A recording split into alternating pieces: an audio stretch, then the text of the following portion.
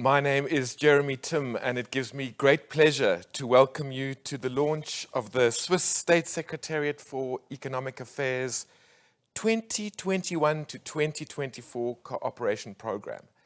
This is not a typical launch, and perhaps that's appropriate.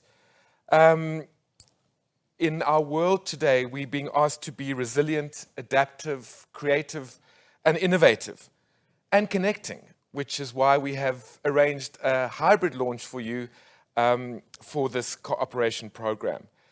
We're going to be together for an hour and a half, and we've got some great inputs planned for you, some keynote addresses from Switzerland and from South Africa. We're going to explore more what the cooperation strategy is. We're going to have an inspiring panel that's going to unpack some of the challenges that we currently face and what's being done to address them. The good news is that we've declared the studio a PowerPoint-free zone, so there'll be no slides presented. There will just be people talking, which in itself is radical. We are asking you, our audience, to also keep engaged, because we're going to be asking you a few questions on the poll facility we have on the platform. But let's get a sense of who we have in the audience today. I'm going to invite you all actually to put your names, your organizations, and the country from which you are broadcasting into the chat. And I will talk to that a bit later. But while you're typing your names into the chat, it gives me great pleasure to introduce the director of SECO, Ms. Einstein Fleisch, who is joining us from Switzerland. Let's hear what she has to say. Excellencies, dear valued partners, ladies and gentlemen, let me extend my warmest greetings to you from a distance. As the Director of the State Secretariat for Economic Affairs, SECO, I am very pleased to speak to you at the official launch of our new cooperation program for the next 4 years. We are proud of being a long-standing development partner promoting economic growth and sustainable prosperity in our partner countries. Together, we have come a long way and achieved considerable results. Today, we want to reaffirm our commitment and determination to continue our work towards our shared goals, improving economic framework conditions in order to ease access to markets and in order for innovative private sector initiatives to flourish. This will also contribute to creating decent employment opportunities for the people. In our work, we are guided by 3 transversal themes, namely gender equality, climate change, and resource efficiency. These guiding principles are crucial to develop more equal, inclusive, and sustainable economies for all. The COVID-19 pandemic has shifted many realities and remains an enormous challenge for all of us. It is important that we take this development into account along with the specific needs and priorities arising from it. It is equally important that we remain flexible in our work. It is therefore mandatory to maintain and deepen our dialogue as partners do. I close by thanking you for the excellent cooperation and trustful partnership. We are grateful to our teams for their commitment and their hard work. I am personally much looking forward to opening, together with you, the next chapter on our joint way to a brighter future for everyone. Thank you very much. Thank you so much, Ms. Einstein Fleisch. We're going to fly back to South Africa and get an input from Dr. Rashad Kassim, who is from the Reserve Bank in South Africa. He's a deputy governor, and he's going to provide some opening remarks about the conditions and context of South Africa as we open this cooperation agreement. Over to you, Dr. Kassim. Thank you very much. The COVID-19 pandemic and the economic lockdown that followed posed unprecedented health, economic and financial stability challenges at the global level. Supply chains were disrupted and aggregate demand was depressed, and the effects of these disruptions still linger. At the onset of the pandemic, financial market volatility spiked and financial conditions tightened. South Africa like other emerging markets, experienced a sharp reversal of portfolio flows. Regulators, monetary and fiscal authorities globally took rapid and decisive policy actions to limit the damage on the economy and stabilize investor sentiment. South Africa entered the COVID-19 crisis on the back of a technical recession with mounting fiscal stress and public sector debt that led to a sovereign rating downgrade. Given this backdrop, we used a wide range of measures to bolster the resilience of the financial system. Material vulnerabilities, however, remain. South Africa's economic recovery is projected to be relatively weak. The unemployment challenge remains, has worsened during COVID, and we only expect GDP to normalize at pre-COVID levels in 2023. Against the backdrop of a weak economy and a debt overhang in the public and private sectors, high employment, widening income disparities, and other structural impediments, the introduction of a deposit insurance scheme and a strengthened resolution framework is well-timed. The Financial Sector Development and Reform Program, which I'm going to refer to as the FSDRP, has provided support to the resolution and deposit insurance policy formulation and implementation over the last 6 years.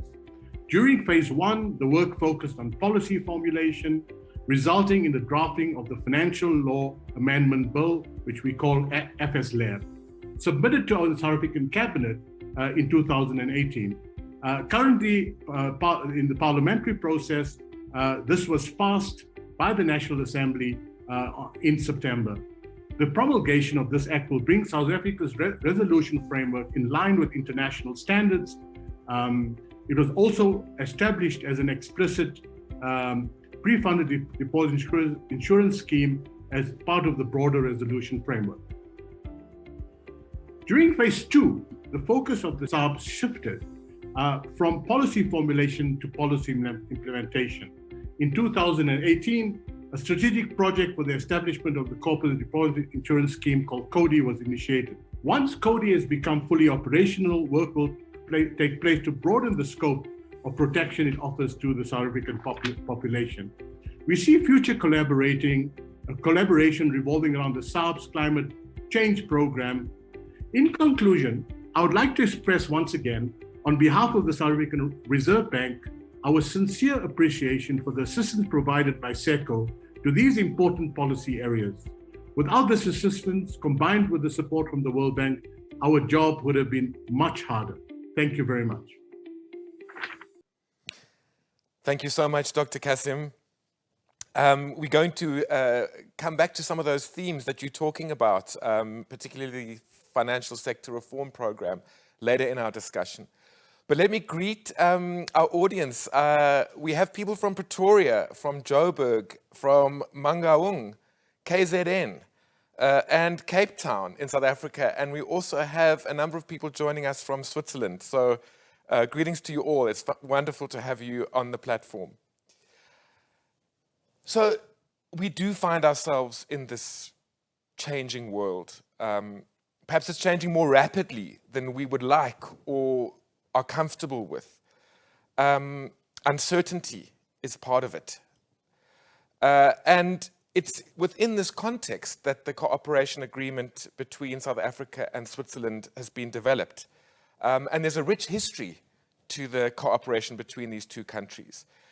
Robin Toley, who's the Chief Director for International Development Cooperation in South Africa's National Treasury, is going to share with us his experience of partnering with SECO and what we can start to expect from this new phase of economic development cooperation.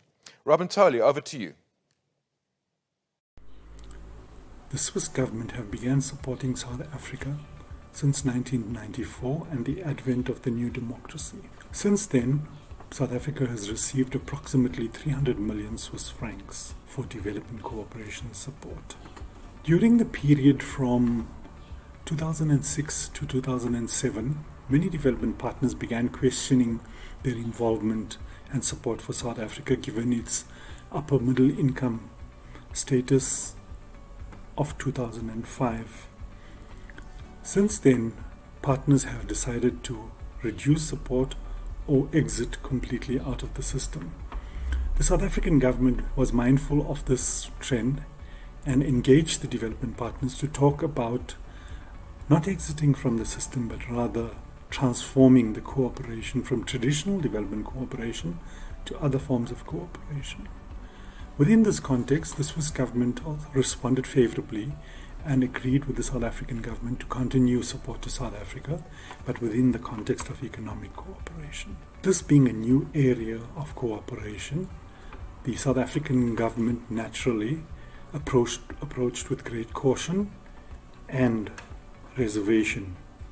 However, since then, the Swiss government have managed to work jointly with the South African government to address key development priorities, including local economic development, capacity building, and the other area, of course, is around street lighting and efficient street lightings for municipalities. What we have found with the Swiss cooperation is that it has become very positive over time.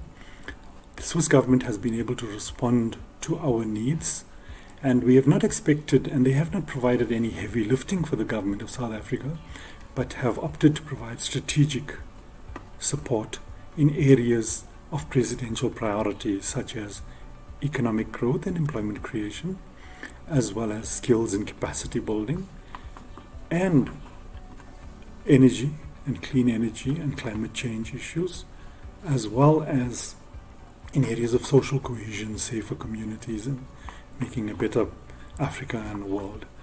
The hallmark of Swiss cooperation with South Africa has been its ability to respond in a flexible and highly responsive manner to our needs, which is very important because it provides us with an ability to deal with strategic areas of intervention that may arise from time to time. In the last few years, we have managed to discuss further cooperation with South Africa and Switzerland, and one of the things we've agreed is a new country strategy paper, which talks about important areas of cooperation that continue to build from the past programs, such as economic growth and transformation and employment creation. So from the South African government and the National Treasury, as well as the International Development Cooperation Unit of Treasury, we want to appreciate the support and recognize the important contribution of the Swiss government, and want to encourage our partners to emulate this type of relationship going forward. I thank you. Thanks so much, Robin. I really like this approach of how SECO has been working with the South African government in key areas, almost like acupuncture points in areas of need in the South African context. Let's go into a little bit more detail on what this cooperation agreement contains. And to tell us more, I have Francesca Spori, who is the head of SECO in South Africa. Welcome, Francesca. Welcome, Jeremy. Thank you. I thought that you were going to bring a PowerPoint presentation with you, and as you know, we don't allow those in the studio. So you, in response, have developed a really nice way of encapsulating the strategy in the form of a video. So before I even ask you to speak, let's have a look at that short video.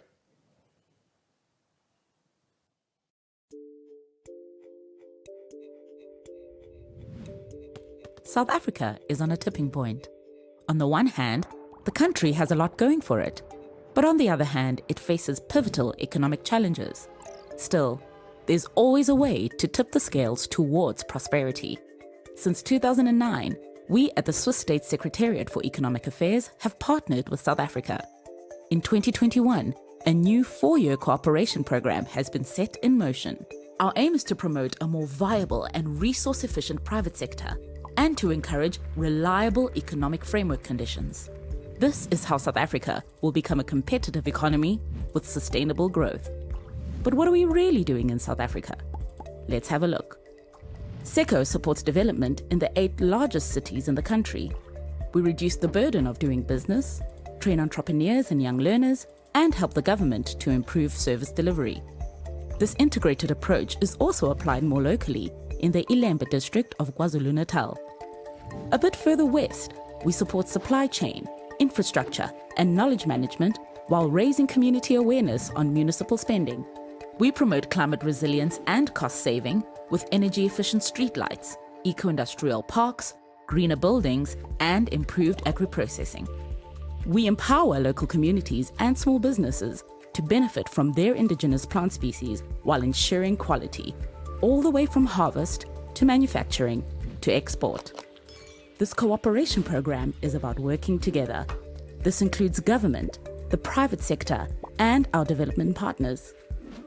It's still within our hands to move the country past the tipping point to a better future for all.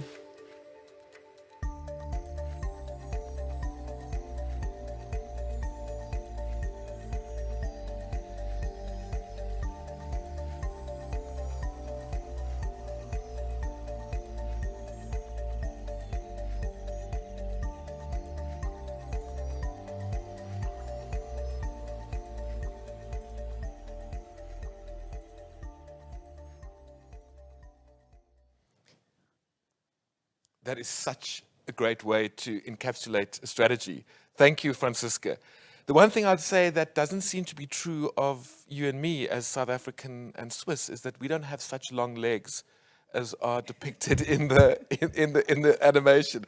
But I think everything else is true.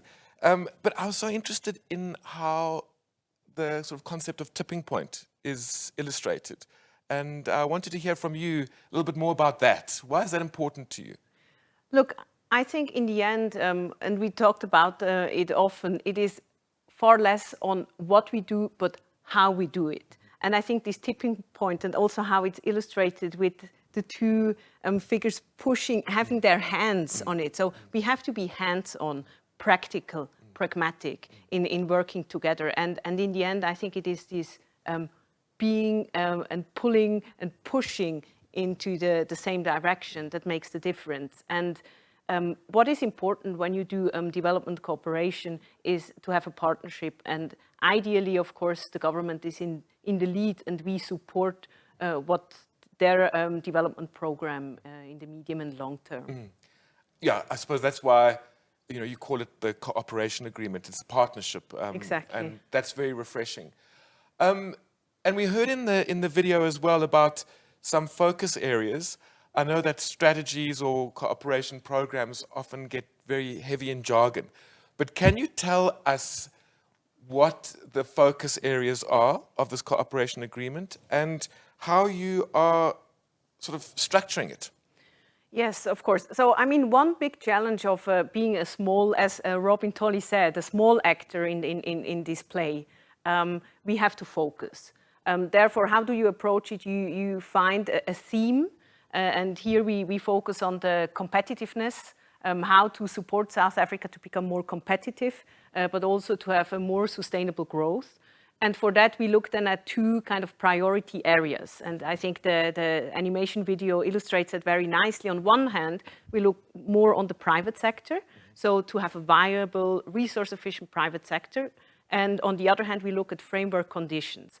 And for me, and I think that's also what Kasim said, it's very important because good, stable, reliable framework conditions are the enabler for investment, for job, for relevant skills, but also for a resilient economy and resilience towards any kind of climate shocks.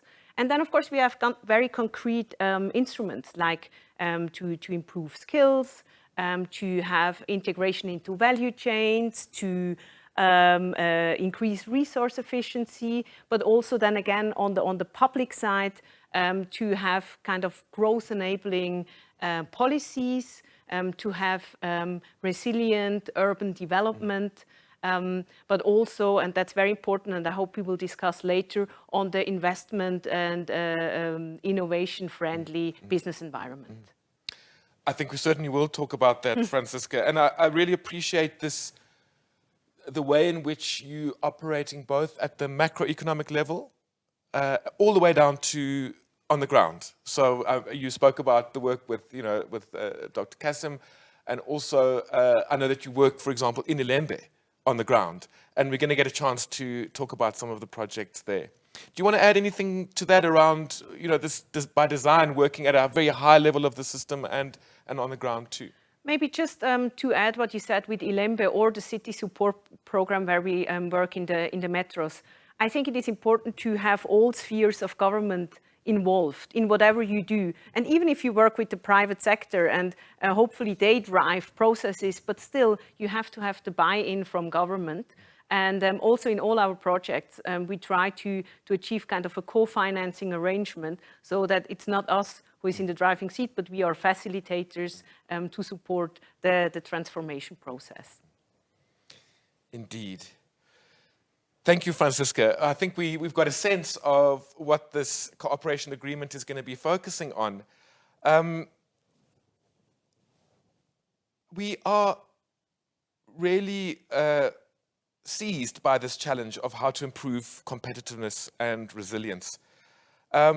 So I'm very glad to be able to introduce a panel to you who's going to help unpack this question, how to improve competitiveness and resilience. So I have three of them with me in the studio. You've met Francisca Spori. I'd also like to introduce to you Sithole Mbanga, who's the CEO of the South African Cities Network. Welcome, Sithole. Good morning. And I'd also like to introduce Andre Giver, who is the Program Manager for Economic Inclusion at the National Business Initiative. So you are most welcome in the panel. And we also have people joining us from the cloud. Not literally, but they are virtual. So let me introduce our virtual panel, Mr. Masopa Moshweshwe, who is the Chief Director for Investments and Unblocking Infrastructure in the Presidency. I'd also like to introduce Ms. Marijeng Ngaleni, who is the DDG responsible for intergovernmental relations in National Treasury. Mr. Kaskuvadia, the CEO of Business Unity South Africa, is also joining us. And Ms. Bharti Daya, who heads up the Program for Investment Climate Reform in the Department of Trade, Industry and Competition. So you are also welcome. But before I go to the panel, I want to ask our audience two questions.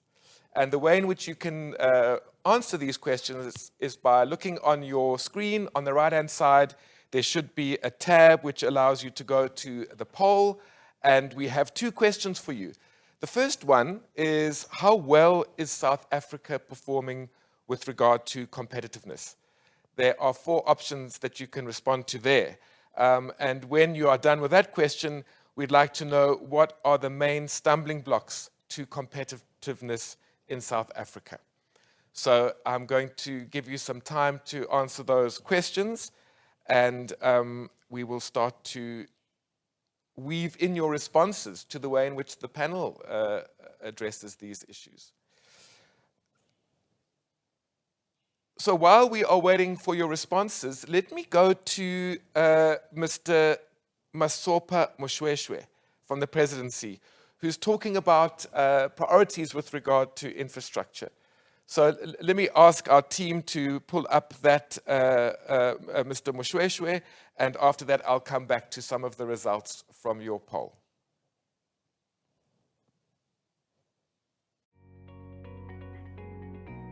Good day, everyone. My name is Masopa Moshweshwe.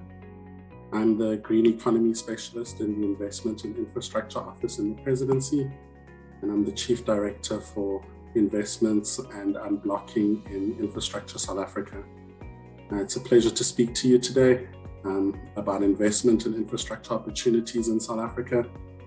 As you may be aware that infrastructure, as the President has put it, will be the flywheel for driving future economic growth in South Africa.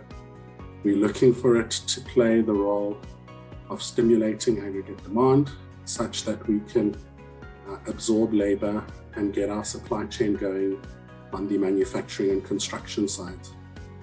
Our focus is on our four network industries, being roads and transport, telecommunications, energy and water, and what we call our network industries, because of their superior multiplier impact.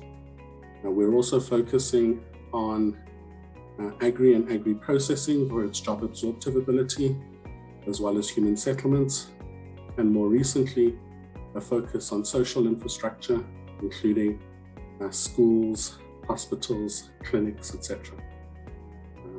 This is part of South Africa's efforts to build better in a COVID environment or a post-COVID environment.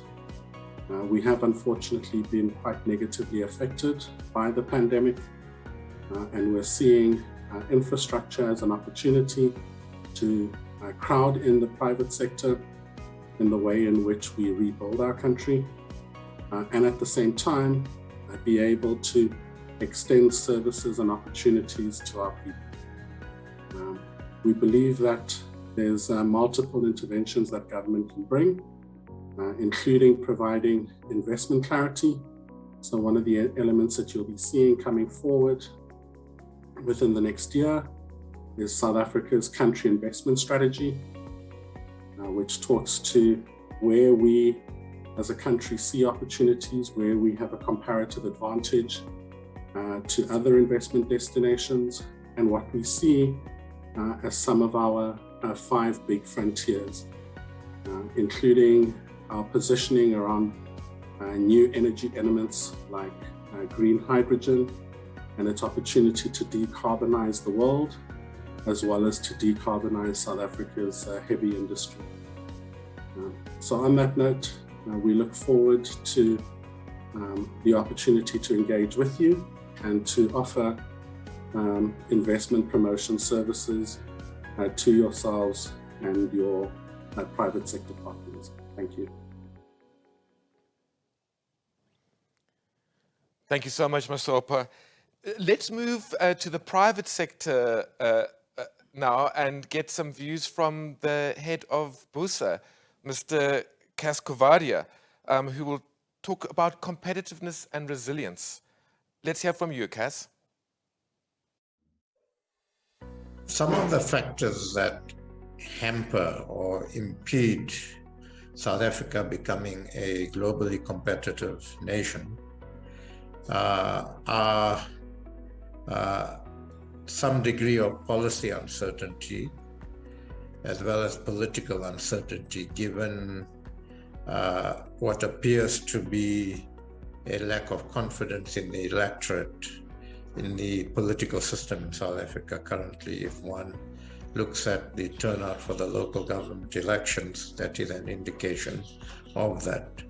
And on the policy uncertainty side, there appear to be instances when the cabinet is not fully aligned behind the president, and different ministers will take different views on policy, and that does not instill confidence. The third factor is some degree of lack of capacity in government to implement even policy decisions that have been taken.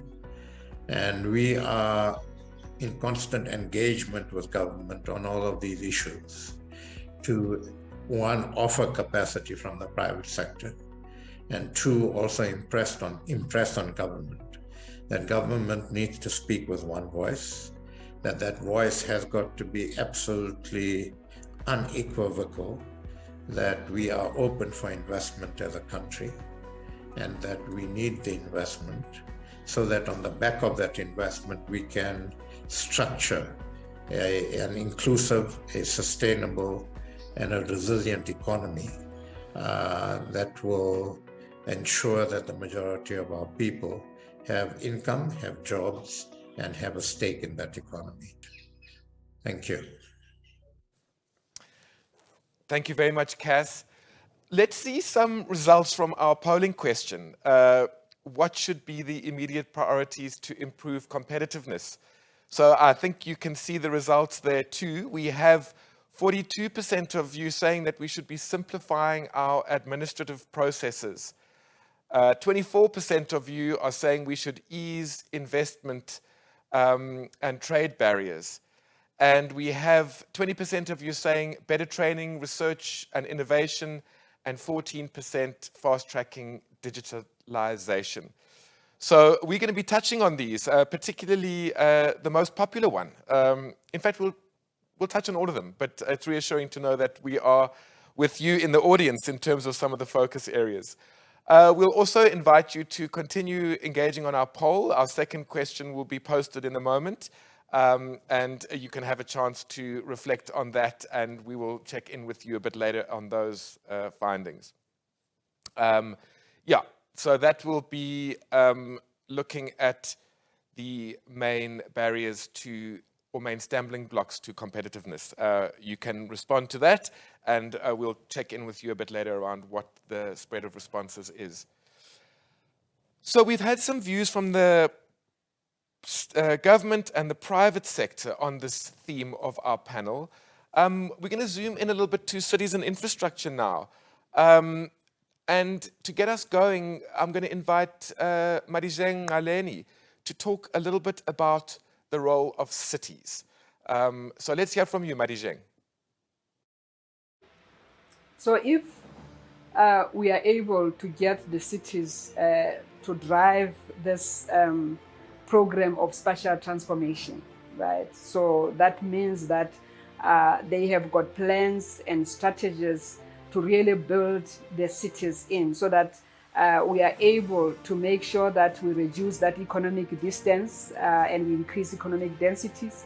And that in itself will help us that, the agglomeration benefits, of creating, more jobs and creating more opportunities. So in terms of the other thing that they need is really to be able to have proper investment in infrastructure, so that then the network that you need to hold the industry is actually available in a reliable way, and then offers the services in an affordable way.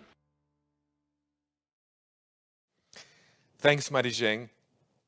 Sithole Mbanga, we can see the real you without your beautiful mask. Thank you. Sithole, I mean, you head up the cities network. Why do you think that cities are so important for being the engines of economic growth in South Africa? No, thanks very much for having the South African Cities Network. And I think we must congratulate, firstly, both the South African and the Swiss governments for having agreed to continue on their cooperation. I think it's something that we must commend, the long-termness of the relationship. I think if you look at where the economy is spatially located, it is in cities, and that's something that is not just unique to South Africa, it's quite global. And cities have a tendency, and I think as Marijeng was saying, of agglomerating people. And people, when they're together, they become innovative, they develop each other's skills, then suddenly you're able to create social cohesion. You take advantage of the youth and the energy that they exude in order to then drive the economy. And so cities are quite important in that respect, which means cities are important for rural development. Rural development cannot take place if you don't have growing cities or competitive cities, vice versa. So it's almost like two sides of the same coin. So in that way, they're important. In the South African context, by the way, most people live in cities, right? So if you're able to get cities to work and work right, you're actually solving day-to-day issues and challenges of people to the majority of the population of the country. And it's a good thing that we are now able to differentiate between large conurbations, metropolitan municipalities, intermediary cities, smaller towns, and then into the rural areas, because we're beginning to differentiate how we make them work, yeah? So Sithole, you make such an eloquent and compelling case for the cities and the interconnections in our space economy. But there are some challenges that are getting in the way of cities performing at their potential, I suppose, which is why there are organizations like the Cities Network, there are programs like the Cities Support Program. So what would you say are the main kind of hindering factors that we're currently grappling with in order for cities to kind of really push the inclusive economic growth side of things? There's quite a myriad of issues. I mean, they can be categorized into two big things. There are internal institutional issues in the municipality itself, but then there's also external issues that are impacting on the geography of the municipality. Let's say inward migration into the city. It provides a different sort of pressure towards infrastructure and the likes. But for me, the one that is uppermost in my mind is people. I think there's something about educating people that are experiencing the city that most of us that are seeking to help cities thrive, we tend to ignore. People that are coming into the city, I think, need to be educated about what is a city, how does it function, how should you navigate it. That's from an external point of view.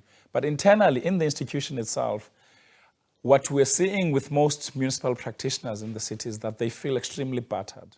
Right? In the last 15 years, they've been working under very difficult, very volatile environments, changing leadership. They themselves being shifted from this to that, being asked to do X, Y, and Z. They have become numb to that at this point in time. And I think we have to do something about changing their attitudes and getting them, giving them more confidence, so to speak, so that they become the professionals that they are trained to be. Otherwise, they do have skills, and they're quite competitive at it. Thanks, Sithole. I really appreciate you bringing the sort of human element, both of cities as sort of organic combinations of the energy of people, particularly our youth, as well as the institutions that run the cities. These are people ultimately, and it's been a tricky time. Yep. It's been a tricky time politically. It's been a tricky time with COVID. So we are needing to all join hands to push the tipping point, as Francisca was talking about earlier. Yeah. Thank you, Sithole. We're going to come back to you a bit later, but let's go back to Marijeng, who's going to elaborate a little bit more on government's mandate around the delivery of services and infrastructure. Marijeng. Yeah, so there's a big challenge at the moment. Obviously, the fact that the cities, like all other municipalities, have not really done enough in actually maintaining the network. So we have just done the review on the water businesses, on the energy, your reticulation for electricity, that actually the maintenance and also the upgrading that you need, and maybe the new infrastructure that you need also to accommodate growing business, growing number of people, is actually the biggest challenge that I think at the moment they're actually faced with. And now it will be an issue of how do they raise funding that actually can deliver at the scale and at the pace that is required, so that this network industries do not, network infrastructure does not become a constraint to actually the economic platform. Because I always believe, and I do believe, that even the private sector, the businesses, what they want most from government is what government has to deliver. Services that are reliable, that are affordable, and also security, safety and security, and those are the things that I think are major challenges to the cities. As you know, some of the issues in Cape Town, in Johannesburg, in terms of crime and gangsterism, and those actually have impact in terms of the business. So if we are able as government to be able to address those, so we are creating an environment where the business can actually thrive. Thank you, Marijeng. We're getting a sense of some of these issues that we need to address to improve competitiveness and resilience in the country. I want to ask our team to bring up the results from the second polling question around what are the main stumbling blocks from your view in the audience. And here we have it. Energy and water insecurity is the top one. Marijeng's just been talking about that. Education and skills, which Sithole was talking about, is the second one. The third one is access to better technologies, and the fourth, barriers to export promotion. All of you in the audience will be pleased to know we're going to be touching on all of these issues as we go through with our panel. So while we need infrastructure in our cities, we also need to create an enabling environment for businesses to function and thrive. This is typically known as the investment climate. And in the era of climate change, this is one aspect of climate that we want to change, is an improved business environment or environment for businesses to thrive, which is a big, strong focus area of the cooperation program. So to get us chatting about this, I'm pleased to introduce one of our virtual guests, who is Bharti Daya from DTIC. They've been doing a lot of work in investment climate reforms with the Doing Business project. So, Bharti, let me start by thanking you for being here and for being here in the cloud. But from the perspective of the Doing Business program, what would you say are the main challenges that you're seeing that are hampering the South Africa being more competitive? Let's hear from you, Bharti. I think from the ease of doing business perspective, the challenges that are facing South Africa, especially around trading across borders, is the issue of port efficiency and infrastructure. In the other area, I think that would help in terms of making South Africa more competitive is access to credit for SMEs. And considering the impact that COVID has had on SMEs, it's quite important that access to credit and other support is developed for SMEs. I think another area is the digitization of government services. We have been working on this in the Ease of Doing Business program, and but I think it needs a more wide-scale application and adoption by government to digitize services, because a lot of the services are still manual and it's not efficient, and there's a lot of bureaucracy and time and procedures involved that wastes a lot of time. So it's not efficient and cost effective. I think another area is governance and accountability. I think there's a challenge in terms of governance structures and accountabilities for monies allocated for particular projects, and appointing the correct service providers, and also those who, when I say correct, I mean the service providers who can actually deliver on the contracts and the terms of reference for the particular project, and committing to, say, service charters and standard operating procedures, turnaround times, and ensuring that they are agile and responsive enough to deal with those with the service delivery issues that do come up. What I also find is important is e-commerce and providing practical assistance to SMEs. I think South Africa is lagging in terms of this, because in terms of global trends, South Africa is lagging quite significantly in this area. And lastly, we all know that reliable electricity supply is something that is a big problem in South Africa, and working in that space is also quite important to creating competitiveness in South Africa. Thank you.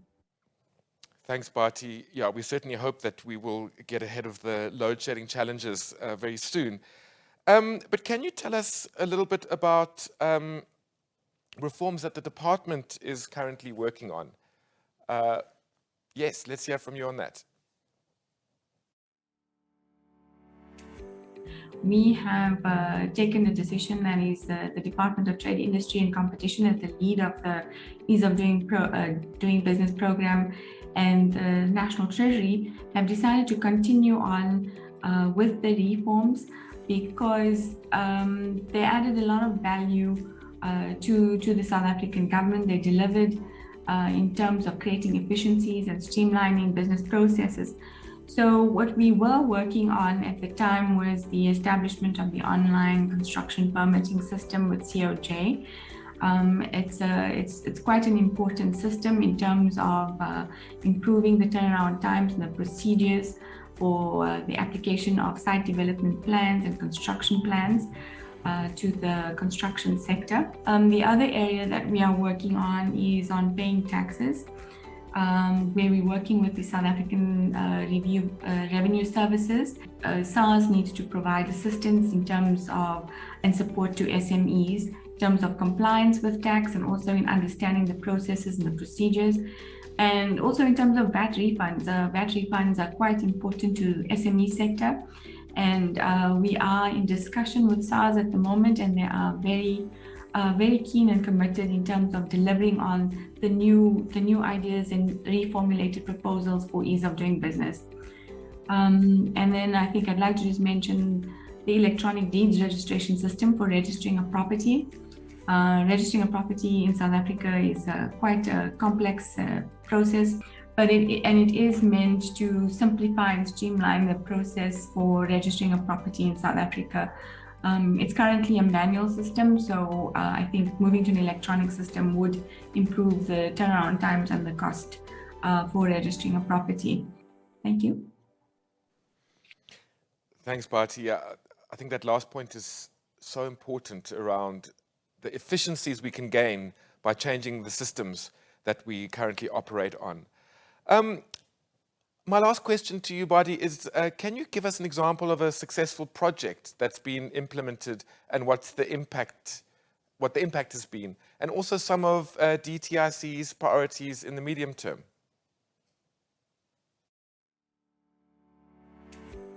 So in terms of one of our biggest success stories under the Ease of Doing Business program is the development of the online company registration platform. This was done with the Companies Intellectual Property Commission, where we worked with the Compensation Fund and UIF, that's a separate Department of Employment and Labor. And the system was developed to register a company online, which can be done within a day for 175 Rand. This is for a domestic company in South Africa. And it offers a range of services from company registration to tax registration, domain name registration. You can obtain your BEE certificate as well through BizPortal. You can register with the Compensation Fund, the UIF, Unemployment Insurance Fund, as well as open up a business bank account. And we are currently rethinking and reformulating the program. So we would like to see, we'd like to move to providing assistance or working on digitization. It is a priority of the South African government to improve digital services across government. So we're trying to look at the entire value chain of facilitating investment into the country and moving that into the digital space so that it's a much more easy and efficient for companies, domestic and international companies, to invest in South Africa. Invest SA's mandate primarily is investment promotion. So, we'll be looking at investment strategy, improving services provided by the one-stop shop, support for the global business services, marketing and skills development, as well as a CRM system. So I think it's quite important, we look at this holistically, not just from ease of doing business, because the work of ease of doing business supported investment promotion, and also looking at the capacity building of investment promotion agencies. Thank you. Thank you so much, Bharti Daya. Doing business in the cities. I want to bring in Sithole here. Sithole, we've just been through an extraordinary local government election. Yeah. I think everybody's still coming to terms with what that means. None of us were quite ready for what came. But that seems to be the context. It's certainly live. Yeah. We've got new city political leadership. They are needing to champion the city environments. So what, in your view, is important in the city space to continue with these kind of doing business reforms? What do you think, what would your advice be in the city space as we enter the new term? I think that certainly there are new governance models that are going to be tried by new administrations that have just been elected now.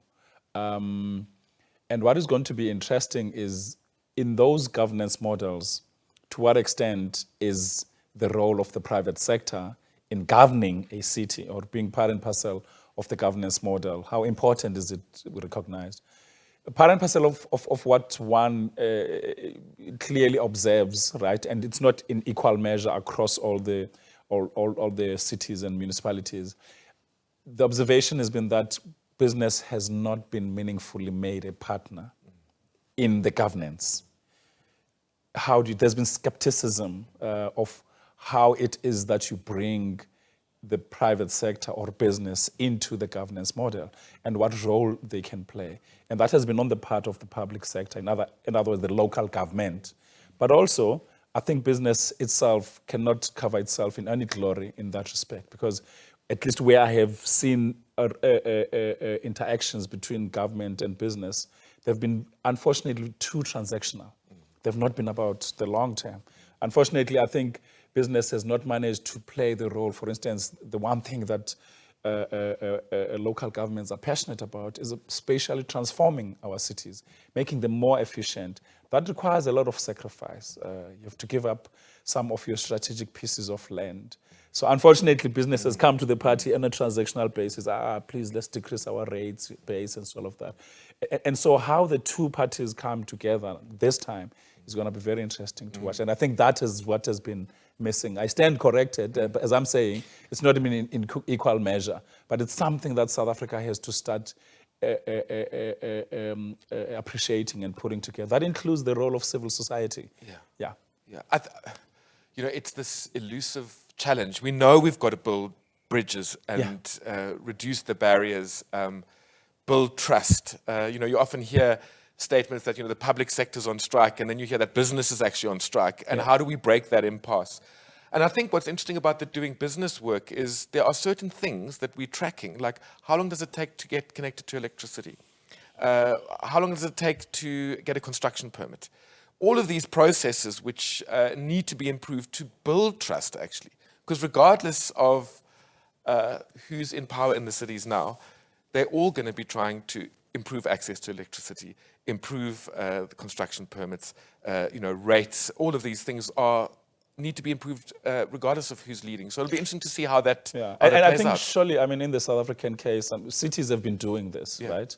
And I think the doing business studies that were conducted in conjunction with National Treasury and other international institutions, they tell the story of the effort of municipalities, but they also point to the fact that it's not only municipalities that are struggling. There are other role players that are outside the local government's realm or space that tend to frustrate the speed with which municipalities could deliver a much more efficient way of doing business in the local space. It goes back to that thing of relationships. Yeah. Because if you have an adversarial relationship with Department of Justice or another department that needs to issue some kind of permit, it's not going to work. So we're going to come back to this theme of partnering and partnerships towards the end of our discussion. But thanks very much, Sithole. Another element of focus in the cooperation agreement is around export promotion. This is a key area to enhance competitiveness. And this links to building international value chains. So I'm going to invite one of SECO's program managers, Shakespeare Dombi, to tell us a little bit about the work that he's been doing in one of SECO's support areas. Shakespeare, over to you. With regards to sustainable value chains, we support 4 complementary projects in the biotrade sector that seek to enhance competitiveness along the value chain, focusing on access and benefit sharing, the participation of local communities and SMEs, capacity building to enhance the quality of products, and also provision of last-mile support services to boost exports. A key success factor of these programs has been the complementarity and synergies between them and the wider stakeholder engagement. However, we need to enhance the sustainability of results beyond project support. Indeed, beyond project support. We want to see these value chains pumping with products. Francisca, why are these value chains so important? I was going to answer the question myself, but let's hear from you. No, and I think we could just refer back to the animation video where at the end you see those the products Yes. that are created in the country. And well, first of all, I think it is one of the ways to increase your kind of productivity to enable and allow for growth in an economy to export. If you just stay within your own borders, it's very difficult to create new jobs. But I think what I really like about the work that SECO is doing around the value chains is also how we achieved to establish, and thanks to our project partners, synergies between different, so along the whole value chain. And what Shakespeare says, for instance, the first project looks at really the local communities, how to bring them in, how to use their knowledge and allow them to take part and participate in these value chains. And there are fantastic, I mean, South Africa is one of the vastest biodiversities in the world. And we have fantastic plants like puchu, baobab, marula. And so it is important to then help the SMMEs to create their products. Then the next one is a project we also support to ensure quality. And I think when you talk about productivity and competitiveness, it is not just to reduce costs, but also to improve and enhance quality. And for that, for instance, you have to fulfill some or adhere to certain standards. You need to have in the country the laboratories who can do the tests. And then another very important aspect along this value chain is the whole property rights aspect. Because if you have that right, that allows innovation. And we need innovation to be able to be competitive, right? And the last one is the last mile that Shakespeare mentioned about helping the companies to really bring their products to Europe, to Switzerland. And there we have very interesting activities, for instance, matchmaking. Before I entered these programs, I didn't know that like a dating or whatever, but of course you bring sellers and buyers together. But also I think it is one of the areas where we can really take advantage, unfortunately, based or with experience of the COVID crisis, how to make use of digitalization. Because a lot of the small companies, they don't have time to go to any of these trade fairs. But now with digitalization, and they can participate. So I think there is one of the big advantages and lessons learned. Thanks, Francisca. And I love this kind of theme of innovation, which is being woven through so much of the work in the program, in the cooperation program. Yeah, indeed, the incredible access for small businesses. If you've got access to the internet, you can participate in a completely different way to what you could have 5 years ago. So, yeah, leveraging off those opportunities. Of course, if we talk about export promotion, and the value chains, and I love the innovation of allowing like small businesses in the rural area being able to access a value chain into Switzerland is very exciting. You want to say something? Yeah, and one aspect I forgot is before we talked about the investment drive, right? But of course, and that's also what DTIC, but also the Department of Environment and other partners do, is also this outward perspective. Yeah. So to get out of the country, the products, of course. Yeah. And I think that's very, very important to keep that in mind. Yeah. And I mean, Francisco, all of these sort of innovations and the importance of infrastructure and the cities rests on skills. Sithole mentioned it, but this is another big focus of the cooperation agreement. So we know we can enhance competitiveness, and exporting is so important, but we need skills. And the growth in itself also needs to be inclusive. So we're going to go back to the ground, in a sense, to hear from another one of SECO's program managers. We're going to go to Judith, who's going to talk to us a little bit about skills development and what SECO is doing in that area. And we might find ourselves going close to the coast of KZN in a moment too. So Judith, let's hear from you. In skills development, we are piloting the installation, repair and maintenance hub in Ilembe, a training space for workers for selected enterprises, as well as unemployed installation, repair and maintenance graduates. The hub will also provide enterprise development and market access support for township enterprises. To make the hub a success, a close collaboration with Umfolozi TVET College and the business community, including Isebe Industrial Park, is required. Thank you, Judith. Anthony Giver, let's welcome you beyond the mask. You have actually been working on this project in Ilembe. So can you share with our audience a little bit more about this and what's called the IRM Hub and vocational training, and why are all these things important, and do we have any success stories to share? Thanks, Jeremy. Thanks, and thanks for having me today, and really appreciate the burgeoning relationship with SECO. It's been very exciting for us to be able to start gaining momentum with a lot of the initiatives that we've been building together over the last year, together with GIZ, our other partners. I think that it builds a lot it builds on a lot of what's already been said. We can't have competitiveness without inclusive growth.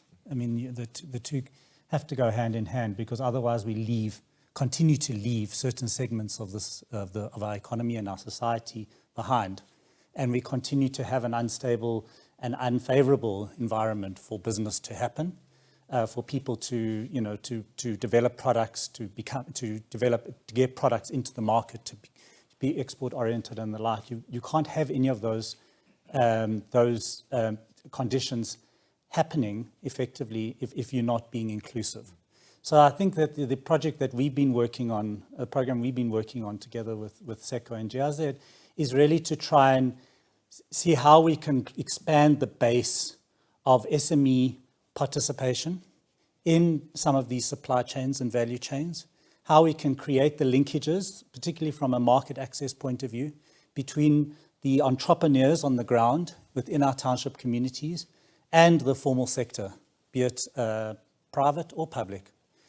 So creating those linkages means that you have to be able to first identify them, they have to be manifest. So, and that's where a lot of the work that we've spoken about creating the right kinds of conditions for corporates to operate. But then we need corporates to also move beyond, and there's a challenge to corporate South Africa in terms of moving beyond compliance. A lot of the work that's been done in trying to engage in more productive value chains and supply chains that are inclusive, particularly for SMEs in the informal sector, have not really bared a lot of fruit, and companies are really struggling to work in these relationships. And what will happen is the tendency to just revert back to the minimum standard, which is, how do we tick certain boxes and on our scorecards, and how do we, put forward that we've done something. But the reality is that corporate South Africa still holds a hell of a lot of power in their value chains and in their supply chains. And what we need to be able to do is to dig down a bit deeper into those, to really start to engage with the entrepreneurs on the ground that have the potential to grow, that have the potential to develop, to innovate, develop new products, develop new services, engage in market activity, whether it's niche market activity or market activity that's more generalized and has wider application. So we need to really dig down and bridge that divide between what corporate South Africa is trying to do in terms of its interaction with value chains and supply chains from an enterprise development and supply development perspective, and what we need to do on the ground to build the capacity of entrepreneurs, particularly in the informal sector, to be able to engage with the demand that manifests thereof. And the challenge is really that there's still, and it goes to the questions of trust, it goes to the questions of conditions, there's still a breakdown, there's a significant breakdown in that regard. And it comes down to demand at the end of the day. You've got to have the demand for products and services through these value chains. You've then got to be able to respond to that demand. So you've got to have the capacity within those value chains at the lower end, within our township communities, at a local level, whether it's urban or rural, whether it's public or private. We've got to be able to then connect the dots in terms of ensuring that SMEs can respond. So capacitating them, supporting them, finding the entrepreneurs, really bringing them to that level. And through that, you then go to the next level, which is about creating employment, creating the demand for skills, creating the demand for employment. It all filters down from there to the young person on the ground. So, Anthony, that sounds fantastic. It is fantastic, and that's what we're trying to do. Do you have examples of where you've actually can share with us something that's working, where you've linked into a value chain, where you've actually got that inclusion that we so need, and where we're starting to see this work? And well, tell us. I think you do have an example. So I think it's still early days. We're still developing the models. We have our two, you mentioned our IRM hubs. Judith spoke to our IRM hubs. So the IRM hubs are really a mechanism to kind of consolidate an engagement between township entrepreneurs and the formal sector. So what is IRM? Okay, so IRM, so I was coming to that. Okay, so IRM stands for Installation, Repair and Maintenance. And the reason why we focused on installation, repair and maintenance is because it's got wide application in terms of employment creation and SME development. The value chains underpinning infrastructure development, underpinning localization, industrialization, all of these elements require these kinds of skills, these what we would call artisanal skills, for want of a better phrase. And across those value chains, there are numerous ways that you can create opportunities for SMEs to be developed and for young people to be trained, right, and employed and even incubated into their own businesses. The hubs are a mechanism for us to do this in an aggregated and consolidated way so that we can reach a wider range of businesses, but within a localized area, right? And we can provide those services in an integrated manner with higher levels of cost efficiency and effectiveness, using resources more optimally, finding the right local partners that we can work with. So we're distributing in services, the inputs into those communities, and really trying to get to the heart of what the challenges that those SMEs face. So in Ilembe, we established, as Judith indicated, we established our hub at Mandeni campus of Umfolozi TVET College. We've partnered. One of our key partners, and we're still building partnerships, is with SAPI, which is obviously a large, one of our larger paper manufacturing companies, pulp and paper manufacturing companies.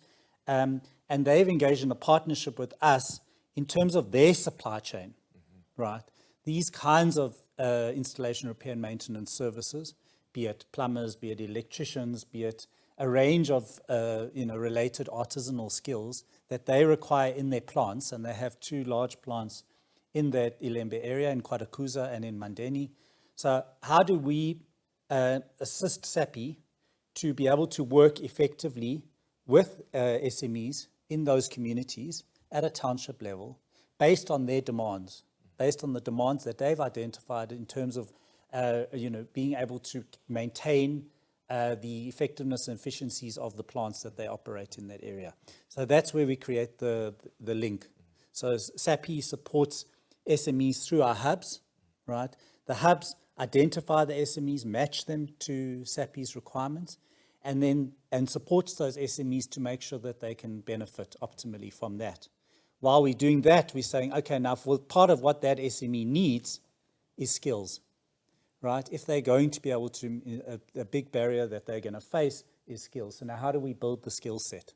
And that's where we bring in our TVET colleges in terms of the youth that we need to train and place into those SMEs for further on-the-job training, further development.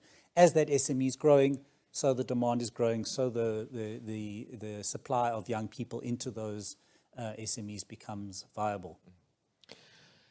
You say it's early days, but it sounds really exciting. And I think, I was watching you, Sithole, nodding with a lot of enthusiasm, because I think these are the kinds of models that we need to scale if we to crack this challenge of inclusive growth. Absolutely. And Sithole, I'm going back to what you were saying earlier, is that everybody's got to give something in this context for us to get where we want to go to. It's not about standing in positions. The more I'm listening to this presentation, the more I'm thinking, how does this link with the township economy, which like the informal economy?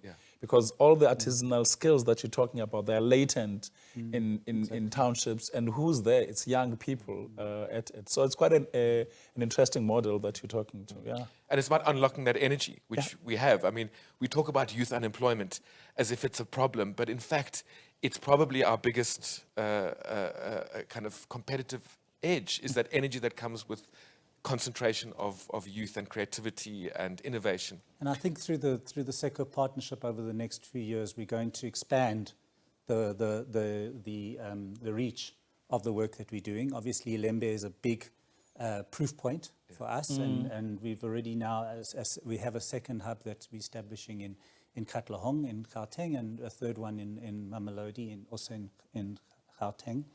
And we're expanding the footprint of these hubs across KZN, Gauteng, Western Cape, and some of our more rural provinces as well. And the idea is that you must have this broader reach to the different township communities, because each of those township communities has their own characteristics, their own, the spatial location, which links them to particular types of value chain opportunities, depending on where they're located. So we need to be able to broaden that reach, and that's part of the partnership to make sure that we can do that over the next few years, which I think is going to be very exciting. Great. And so there we're tackling the dual thing. We're doing enterprise development, private sector development, and we're doing job creation and skills development, together. Fantastic.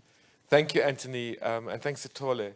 I think we're getting a flavor of what the cooperation agreement is needing to address and is addressing, and how it's going about, in the words of Robin Tolly, not doing the heavy lifting, but choosing strategic areas where innovation can be seen, and how we can then start to scale these models more broadly.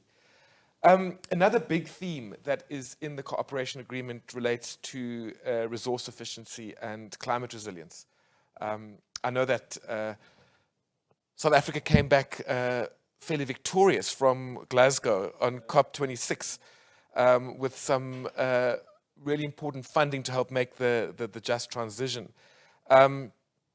But, we didn't get as far as I think we wanted to with agreements. So this issue of climate resilience and resource efficiency in the way in which services are delivered is really an important point. And we saw from Masopa's points as well, from the presidency, that this is a big focus area for the nation. So I'm going to invite Gerard Pienaar from SECO to talk a little bit about what the focus is in this area. Gerard. Good. SECO has partnered with the City Support Program to build capacity and raise awareness around the greening of infrastructure for urban resilience. What we're doing is provide support for project preparation and to create capacities in the municipalities to look at greening of municipal planning processes and to invest in project preparation, which we are doing in 8 projects. Thank you, Gerard. Greening of infrastructure is important. But the animation video also was talking about resource efficiency. So, Francisca, can you tell us a little bit more about this aspect? Sure. I think the reference to the animation video is good, because I think again SECO approaches it at 2 levels. One is more the private sector approach, and the other one is more the government approach. What Gerard mentions is really focusing on the infrastructure element. So how do we build and plan cities so that our infrastructure is resilient? And what do we mean? For instance, I mean, looking at all the droughts that South Africa faced. So how do you, for instance, can use wastewater and reuse it? And so we need to invest there in new technologies, but also in better and more efficient systems. And one important aspect is this long-term financial planning. Because on one hand, you need to have projects and the pipeline, but on the other hand, you need to have the financial means. And for that, the municipalities need to have like a very long-term vision and planning. And what is also very important, Gerard mentions it, to have these green aspects in project development at the very beginning. You can't have almost everything done and then you think, oh, oh, it should be climate resilient. So I think that's one aspect, and the other one is what we said about resource efficiency, and there we can tackle it at different levels. Of course, again, the framework condition, the incentives for the private sector to really invest in that. And what we have seen, unfortunately, during the COVID crisis, where the financial means are limited, the profits limited of the companies, that they focused on the quick wins. But sometimes, of course, to become greener and less energy reliant or water reliant, you need to invest first. And at the moment, that's part where we see that the private sector wants to, but they struggle. So but we try to work there also, for instance, through our engagement with DTIC on the eco-industrial park, so where you don't only tackle individual companies, but whole parks, and also in the whole city, kind of connected to the bigger questions. It's such a dilemma around climate resilient infrastructure, because you need to, as you said, need to invest a bit more, and it's not the time that people are wanting to invest more. And exactly, and I think something else what comes in, and we see, I think we have it mentioned before, and Mali Cheng made reference. And it's a bit one of the boring topics, but I think extremely important is all the asset management. And if we don't get that right, we can't deliver the services, no matter if our infrastructure is climate resilient, but if we don't maintain it, then we get into troubles. And for that, we need to have the systems in place to check on our schools and hospitals, to see what kind of maintenance. And then we go back to what Anthony said, there we can also include the township economies in these maintenance topics. But for that also incentives from the government. I think one big topic is the conditional grants, if they could be used, for instance, for maintenance work. And so I think, again, private, public comes together. Indeed.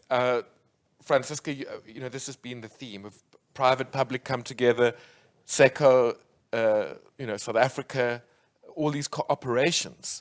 And that talks to a big theme that's also in the cooperation agreement around partnerships, which I'm going to come to and invite our panel to reflect on. And also, I'm going to bring in some of our virtual panel members. But before I do that, I want to just invite our audience to complete our last poll. You're hearing all sorts of things from our panel. You know, as citizens, those of you that are in South Africa, what's going on with our competitiveness. So how do you think we're doing?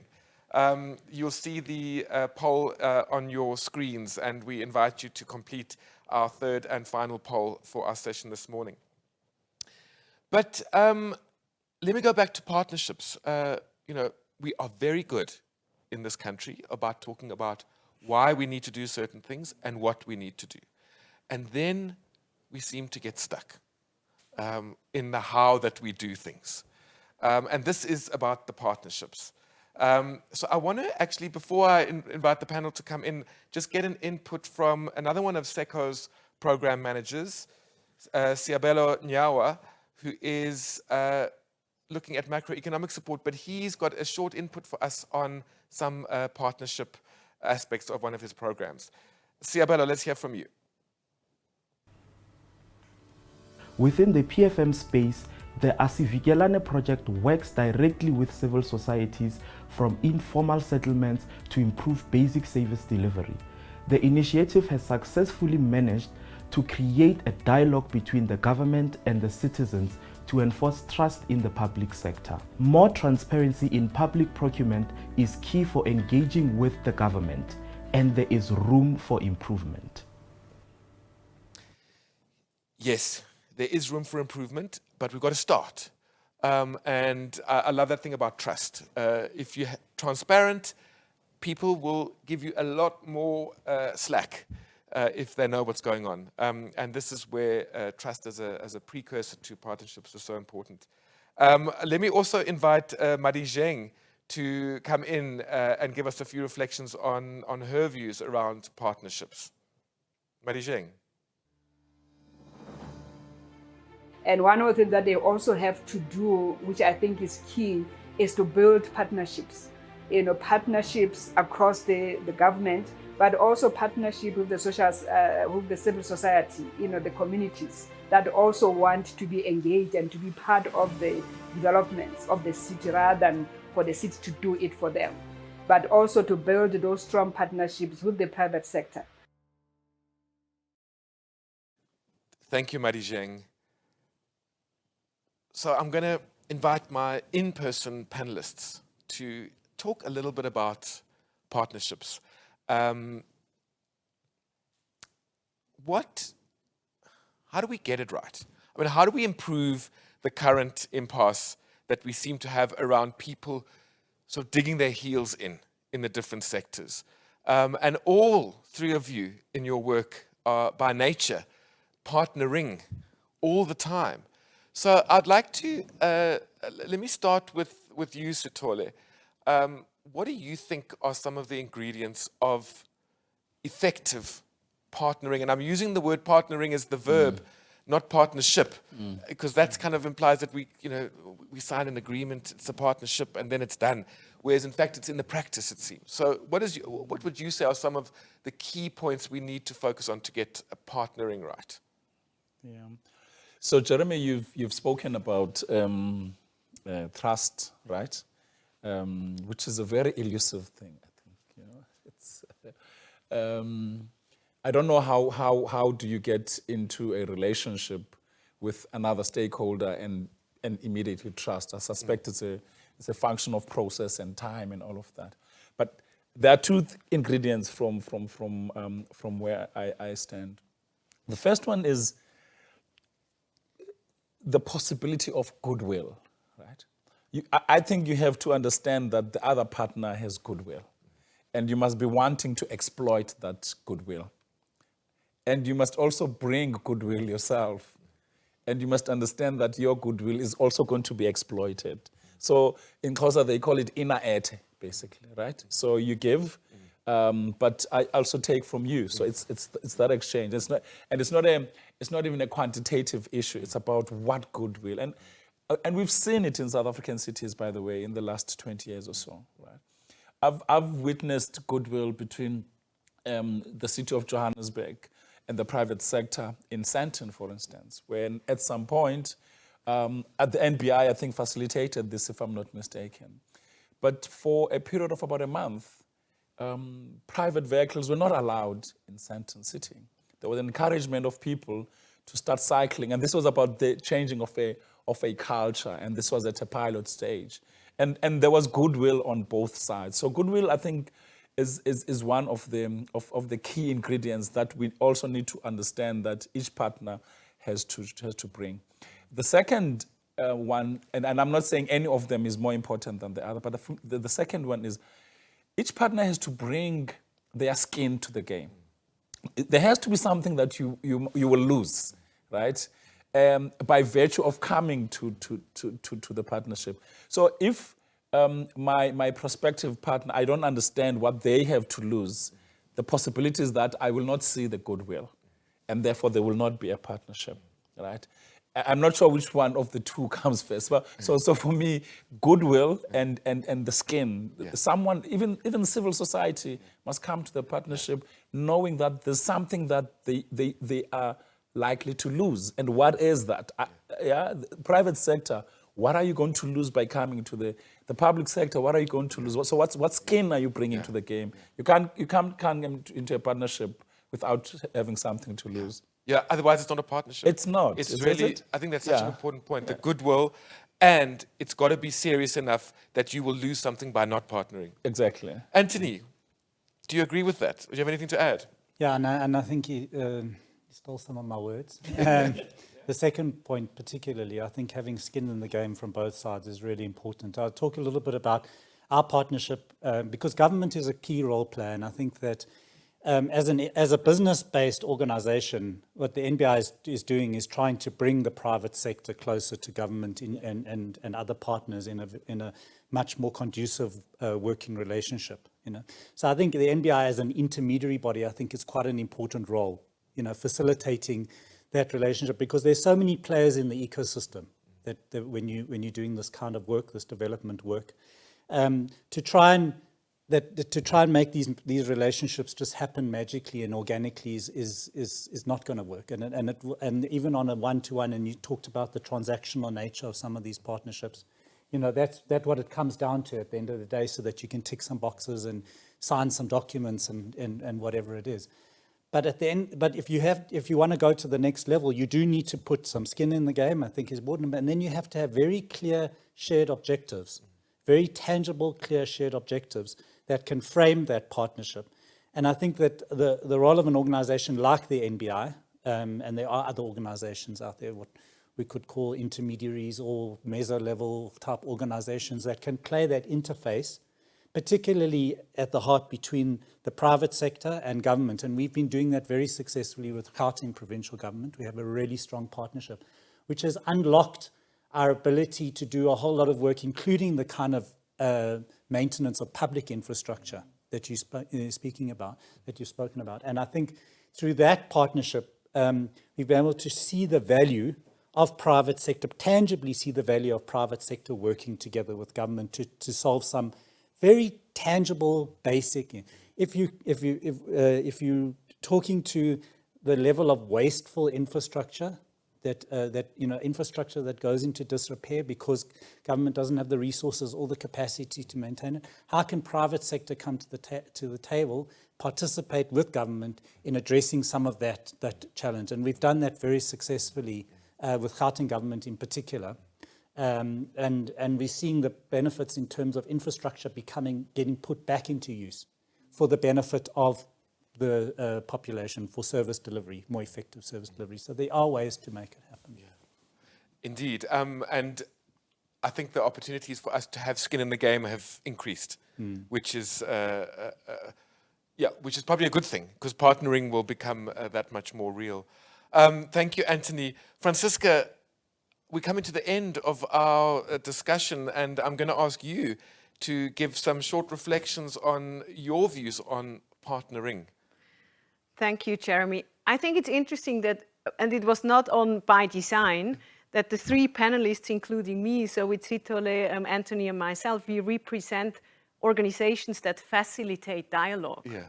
And I think nobody should be too proud to bring in the facilitators. Yeah. I think that is an important step, because it helps. I mean, even in your own organization, even in your own team, if you struggle, it is always good to have an outside view, right? I think that is an important part for me. Then the other thing is to be honest. Unfortunately, we have to be honest with each other, and we should feel comfortable to say when things go wrong. I sometimes think that is one part we all need to improve. Then another point is to be pragmatic. And I think it goes a bit with the skin in the game. It's also, we can't have the super designed solution on paper.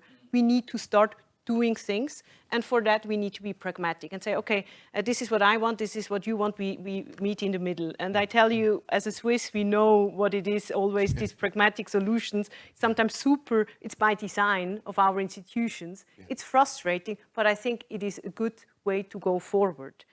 And I think the last point, and Sithole mentioned it before, it is also about the individuals. Yeah. It is, in the end, I think we all need to be motivated and feel proud of what we are doing. And going back to the animation video on that, the last quote on this tipping point, but also the wildfire, that we need to feel this kind of emotion. And I just went back to one of the presentations I had in 2019, when South Africa won the World Cup. And Kolisi was saying, we can achieve anything if we work together. And for me, I think sometimes when we struggle, we should have these moments, these emotional moments where the diversity of South Africa makes South Africa better and more competitive than others. Fantastic. What a wonderful quote, Francisca, to end the discussion on partnerships. And indeed, it seems to be the kind of the oxygen of the cooperation agreement. And if we want to get it right, we need this. And indeed, South Africa and Switzerland have got incredible stories to tell around pragmatic solutions to real big challenges. So I think that's a very nice way to conclude our panel discussion. So let me thank my three panelists in the room, and the panelists and members of the SECO team that have come in virtually. You will have seen on your screens, if you're following the poll, that our audience thinks that we are doing quite poorly with regard to competitiveness at the moment. Fortunately, well, you know, I'm a glass half full guy, so fortunately some of you are saying we're doing quite well, and some of you are saying we are not doing well at all. But of course, this gives us the impetus to continue on this work that we're involved in.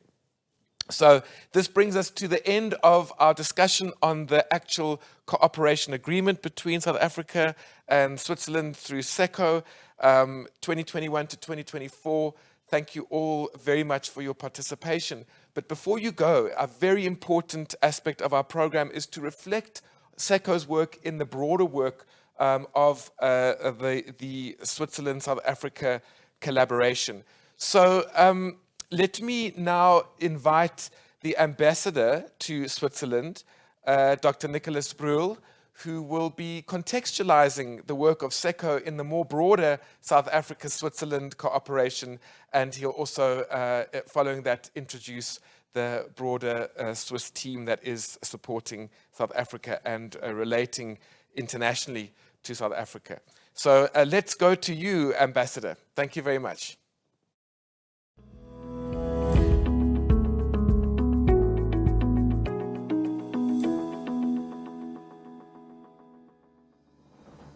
I would like to thank you for participating in the launch of the SECO cooperation program today. Switzerland's economic development cooperation is an important pillar of the South African-Swiss partnership. The Embassy of Switzerland works in a comprehensive and collaborative way that allows us to maintain strong bilateral relations with South Africa and the region. The Swiss-South Africa partnership is complemented by strong and engaging dialogue on foreign policy matters, economic, trade and business relations, scientific and technology research and innovation, and arts and culture. The Embassy of Switzerland is committed to contribute to the transformation of South Africa, to build bridges between stakeholders of business, government, labor, universities or civil society, and to be a partner to the Swiss business community. These values of collaboration and partnership are summarized very well by a quote from Henry Ford. Coming together is the beginning. Keeping together is progress. Working together is success. Let me introduce you to some of the colleagues that you will be working with. My name is Veronique Haller. I am the Deputy Head of Mission. My name is Fanny Charmer and I'm the Deputy Head of the Diplomatic Division. My name is Matebe Chisiza and I'm the Foreign Policy Advisor to the Swiss Embassy. My name is Ntombi Mpele. I'm the Economic Advisor at the Embassy of Switzerland to South Africa. My name is Larissa Schneider. I'm the Attaché at the Embassy of Switzerland. Jacqueline Friedenthal, Science and Technology Counselor. Raffaella Kabler, Program Officer in Science and Technology.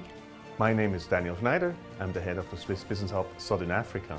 I'm Anna Reinecke. I'm the country representative for the Swiss Import Promotion Program, SEPO. Deirdre Peterson, Office and Team Coordinator for SECO.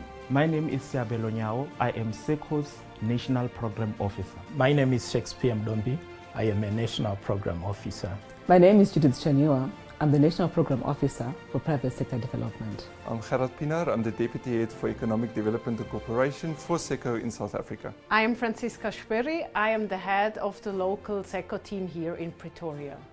South Africa and Switzerland working as one. South Africa and Switzerland working as one.